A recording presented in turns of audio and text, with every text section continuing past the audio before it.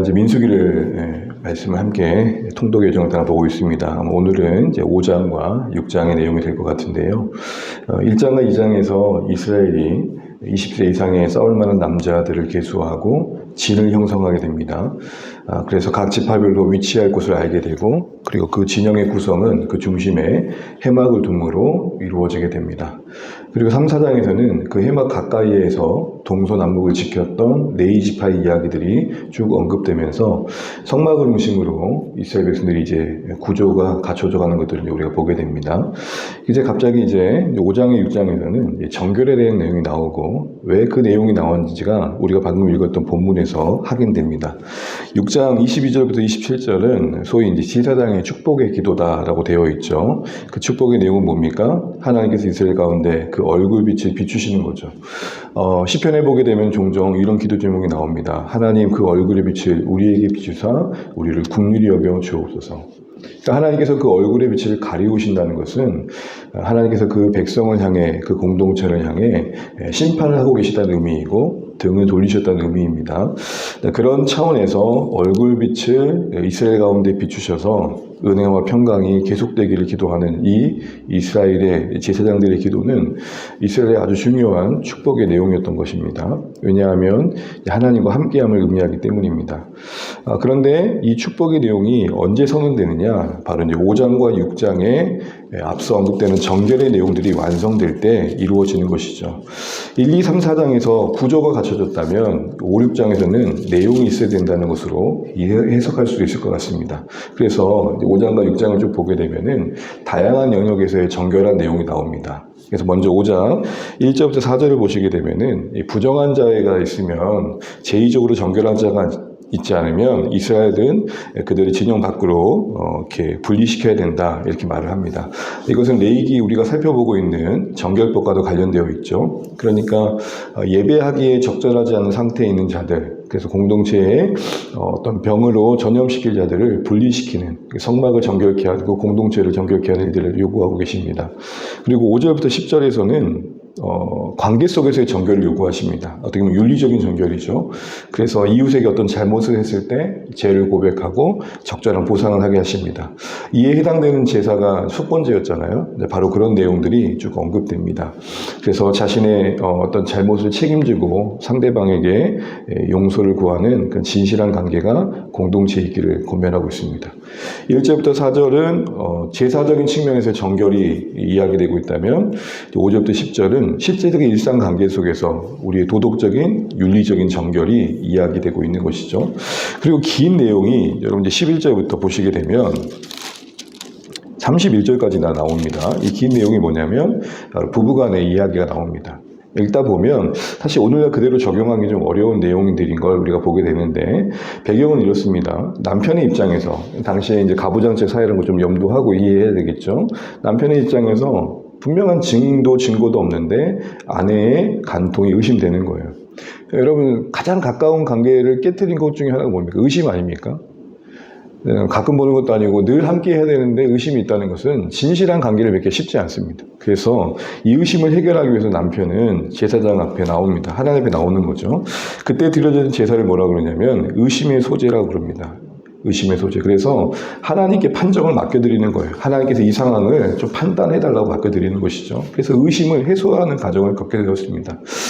이런 본문에 당시에 관련된 고대 근동의 문화와 관련된 시기 보면 소위 시제법이라는 게 있었습니다. 이게 우리가 어렵지 않을 것 같은데, 당시에 신에게 모든 판정을 맡겨드리면서 예를 들어서 물에 빠뜨려서 살면은 죄가 없는 거고, 또 불을 지나게 해가지고 살면은 죄가 없는 거고, 이렇게 해서 뭔가 가혹한 시련을 지나게 해서 신의 판단을 맡겨드리는, 만약 죄가 있다면 신이 너를 가만히 두지 않을 거야, 뭐 이런 식의 이야기입니다. 그래서 죄의 유무를 신의 잘 안다라는 전제 안에서 당시 고대 문동에도 이런 문화들이 있었습니다. 이게 가장 악용됐던 데가 중세죠. 중세 때 마녀 사냥하면서 이런 악한 일들이 분명히 있었습니다. 오늘 본문에서는 소위 제사장이 그런 상황이 생기게 되면 그 여인을 머리를 풀게 해서 세워놓고 저주가 되게 할 쓴물이라는 것을 마시게 합니다. 그 과정을 설명해 가면 조금 기니까요. 그래서 제사장이 먼저 여인에게 이런 상황, 이런 걸 마시게 되면 너가 이렇게 될 것이다. 받아들이냐 하고 여인이 아멘 아멘 하게 되면 그 제조된 그 물, 특별한 물은 아닙니다. 흙토기에다가 아마도 물두멍의 물이었을 것 같아요. 물을 담아서 성소의 바닥에 흙을 섞어서 이렇게 섞는 겁니다. 근데 쓴 물이라고 한 이유는 그 자체로 쓰다기보다는 그 과정이 쓴 거죠.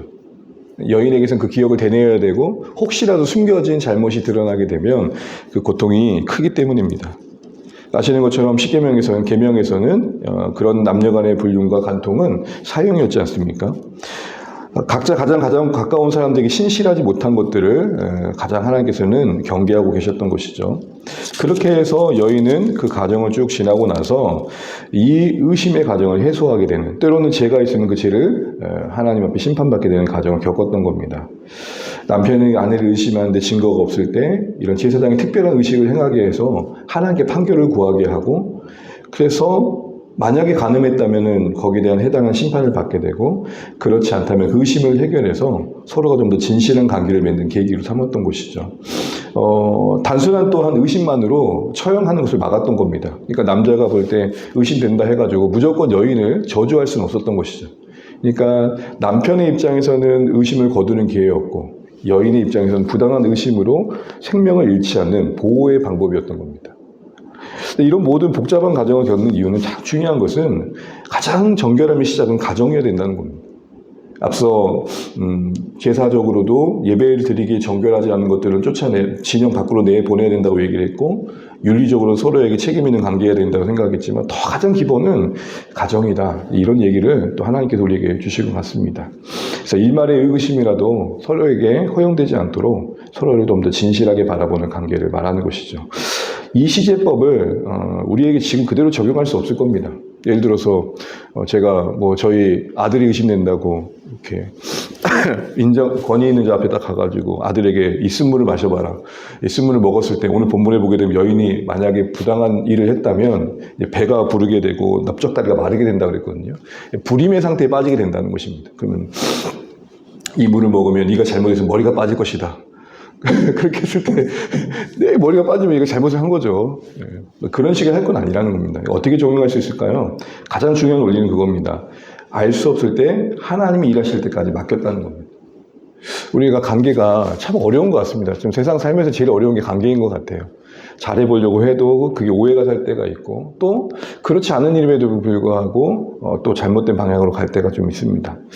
특별히 관계가 하나님 앞에서 우리가 풀어갈 때 우리가 나서기보다는 때로는 하나님께서 일해 주실 때까지 그 분명한 어떤 사실들을 확인시켜 주시고, 그래서 서로 안에 작은 의심마저도 거두어 주시는 상황들을 만들어 줄 때까지 기다리는 게 어쩌면 이 본문에 우리에게 적용이 아닐까 싶은 생각이 들고, 또 가장 가까운 관계일수록 의심을 하지 않는 진실한 관계를 만들어가는 솔직함과 그런 정직함이 필요하겠다라는 것들을 생각해 보게 되는 것이죠.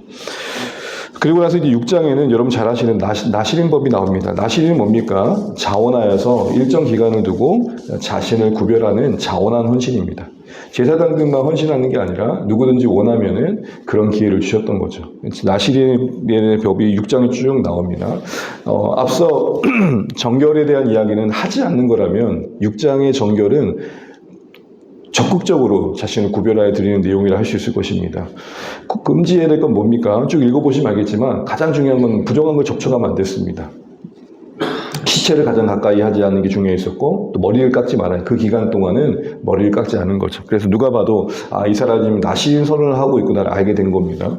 그리고 포도주와 독주를 금했습니다. 절제가 필요했던 기간이라는 것이죠. 그래서 그 일정 소원 기간 동안 나는 하나님께 드려진 자입니다 라는 고백으로 이렇게 그 시간을 지냈던 겁니다. 그 모든 시간을 다 마치고 난 뒤에도 상당히 많은 제사를 드림으로써 그 공식적인 기간들을 마치게 됩니다. 자신을 하나님께 철저히 헌신하는 이 나시린의 선언이 이스라엘 가운데 이야기되고 있는 것은 하나님이 이스라엘 가운데 기대하실 삶의 방식일 것입니다. 하나님을 위해서 우리 삶에 포기할 것들과 드려져야 될 것들을 잘 분별하고 적극적으로 자원하여서 하나님 앞에 살기를 원하시는 것이죠. 특별히 외적인 표시로 머리카락을 자르지 않긴 했지만 중요한 것은 하나님께 드려지는 그 마음이었습니다. 이런 내용들 뒤에 우리가 읽었던 축복이 주어진 것입니다. 여호와는 내게 복을 주시고 너를 지키시기를 원하며 그 얼굴을 내게 비추사 은혜 베푸기 원하시고 그 얼굴을 내게로 향하여 드사 평강 주시기를 원하노라. 이런 하나님의 은혜와 복이 이렇게 공동체와 정결할 때 주어지는 거다. 이렇게 매듭짓고 있는 것이죠. 사랑하는 주안의 가족 여러분, 오늘 우리가 이제 5장, 6장을 읽을 것입니다. 그러면서 다시 한번 생각해 보면 좋겠습니다. 우리는 하나님의 약속된 복을 받기에 합당한가?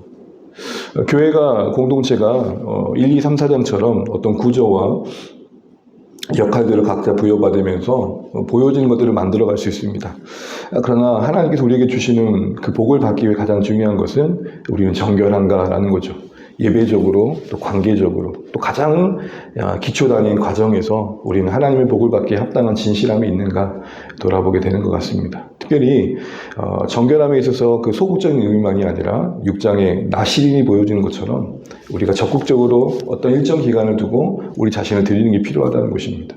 모두가 다 할 수 없겠지만 다양한 방법이 있을 것 같습니다. 예를 들어서 내가 이번 일주일간만은 시간을 내어서 또 휴가를 내가지고 또 다른 나라 가가지고 정말 나도 휴가를 보내고 놀 수 있지만 좀 도움이 필요한 곳에 가서 봉사 한번 해봐야겠다. 이런 것도 하나님 앞에서 적극적인 순종이겠죠. 다양한 형식의 우리를 드리는 선택들이 있으면 좋겠습니다. 그래서 흘러가는 시간이 부정에 빼앗기지 않고 또 욕망에 빼앗기지 않고 하나님 앞에서 잘 지켜질 뿐만 아니라 원하신 것을 담아내는 우리의 시간이 되고 우리의 삶이 되어서 그렇게 보인 우리의 삶이 있는 이곳에 하나님이 그 은혜의 얼굴의 빛을 풍성히 비춰주면 참 좋겠습니다. 우리 다시 한번 말씀 앞에서 우리가 복을 받기 합당한 삶을 구하며 또 살아내기를 애쓰시는 오늘의 말씀이 시작되시기를 간절히 소망합니다. 기도하겠습니다.